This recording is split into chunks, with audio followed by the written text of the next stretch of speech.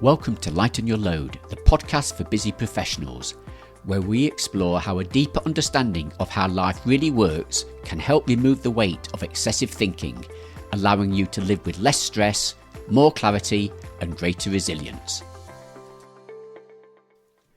Hello, I'm Peter Field, and welcome to episode 11 of the podcast Lighten Your Load. This is part 2 of a two-part series where we're exploring the subject of low moods. And if you haven't listened to part 1, I encourage you to do so, as it helps you understand that low moods are both normal and impersonal in the sense that everyone has them. They may not think of them as low moods, but everyone experiences the natural ups and downs in the quality of their thinking. In this episode, I'm going to say a bit more about what a low mood is and why understanding the nature of low moods can help you deal with them more effectively and not get so frightened by them. And equally important, how understanding low moods can significantly help you in your interactions with other people, family members, friends, colleagues, when they find themselves in a low mood. A metaphor frequently used to illustrate the nature of moods and how our moods go up and down all day long is a glass elevator attached to the outside of a very tall building. And each floor represents a different quality of mood. If you travel down to the basement, or even up to the first or second floor, the view and perspective you get of your surroundings may be very limited. However, as the glass elevator rises and you travel up to the higher floors, your view and perspective as you look around automatically improves. What may have felt confined, restrictive, limiting in the basement and lower floors naturally feels more open and expansive on the higher floors. And the higher up you go in the elevator, the more open and expansive you feel. Human beings go through a natural cycle in the quality of their thinking. And if you just pause and take a step back, you'll notice that during the course of any day, your thoughts are all over the place. One minute you can feel fine and hopeful and optimistic about life, and then in the next moment your mood has dropped. You feel anxious, worried, concerned, even though your circumstances have remained exactly the same. If you understand that a low mood is just a barrage of low quality thoughts, life doing what life does, and that the quality of everyone's thoughts goes up and down all day long, then when you find yourself in a low mood, which you inevitably will from time to time, you're less likely to be derailed by it. You're less likely to take it all very personally and think that there's something wrong with you or your life. And as we discussed in part 1, when you feel down and in a low mood, your IQ goes down as well. You lose perspective. Everything seems urgent and important. And the more anxious and worried you get, the more real your problems appear to be.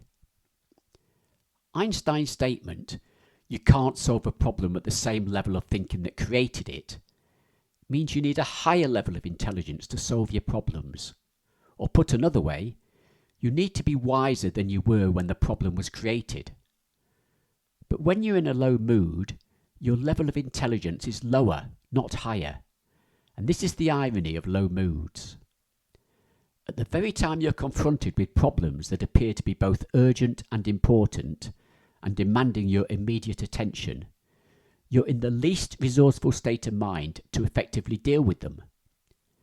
It's like trying to clean your windows with a dirty cloth. The more action you take, the worse it gets. But when you understand the nature of low moods, you're less likely to overreact to your perceived problems, and you take your low moods more in stride. It will also help you in your interactions with family, friends and colleagues when they find themselves in low moods. For example, when a person is in a low mood and gets frightened by it, they may say things that can be unkind or hurtful. But if you understand the nature of low moods, you're less likely to take such remarks personally, as you know it's the mood talking rather than the person themselves, and so you make allowances. You're not condoning the behaviour, but neither are you being offended by it, because you understand what's happening. In close relationships particularly, low moods can potentially affect every aspect of life. And so understanding what low moods are and making appropriate allowances for any behaviour or things said can prevent difficult situations from spiralling out of control and help the person in a low mood regain their bearings more quickly.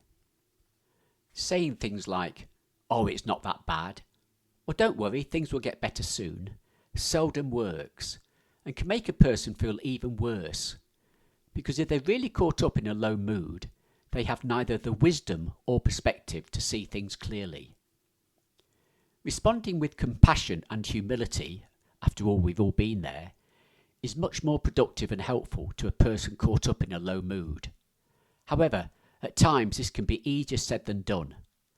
But the good news is, every low mood presents another opportunity to deepen your understanding in this regard. So in summary, no one knows why we have low moods.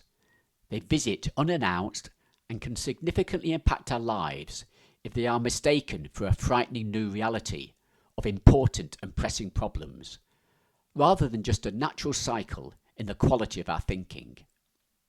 Fighting, resisting, or trying to think your way out of a low mood is futile, because as your mood goes down, so does your IQ. In this sense, a low mood is like quicksand. The more you do battle with it, the deeper you get drawn into it. Instead of zooming in to resolve all the perceived problems generated by a low mood, you need to take a step back and zoom out.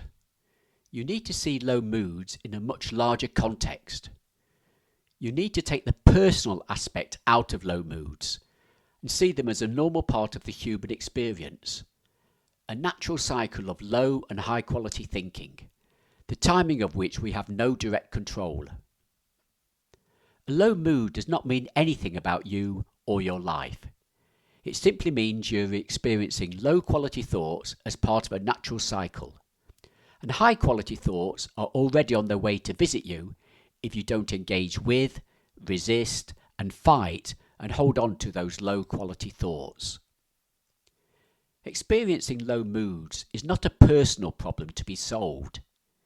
It's a universal phenomenon to be understood. It's just part of the bigger process of life itself, and a normal part of the human experience. Seeing low moods within this larger context allowed you to take your low mood thinking less seriously. It loosens the grip you have on your thoughts and allows you to move through your low moods more gracefully. As your understanding of low moods deepens, you can also be a valuable support to family, friends and colleagues when they're in a low mood, because you appreciate the dynamics involved and can respond to behavioural changes with both compassion and humility. So thank you for joining me on this episode, and I hope our exploration of low moods has enabled you to see low moods in a different light. If you have found this episode helpful, please share details of the show with your family and friends, and I look forward to talking with you again very soon. Thank you for listening to Lighten Your Load. If you have enjoyed this podcast, please subscribe to the show and feel free to connect with me on Instagram to learn more about how you can remove the weight of excessive thinking off your mind so you can live with less stress, more clarity and greater resilience. You can also download part 1 of my book, Lighten Your Load, for free using the link in the show notes. Thank you.